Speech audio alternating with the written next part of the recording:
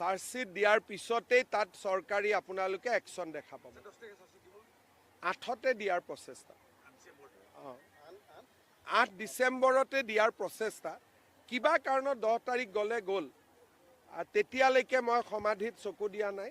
10 তাৰিখৰ পিছত boundary wall আমি চব কৰিম।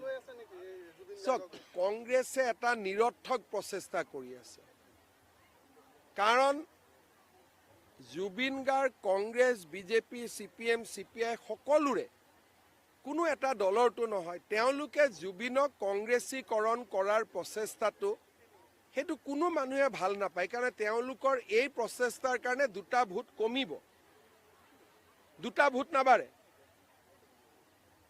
কেতিয়াবা গৌৰৱ গগৈ ক'বচোন যে জুবিন গাৰ্গৰ গান এটা কেইটামান পেৰাগ্ৰাফ গাই দে বুলি, গাই দিব পাৰিব নেকি?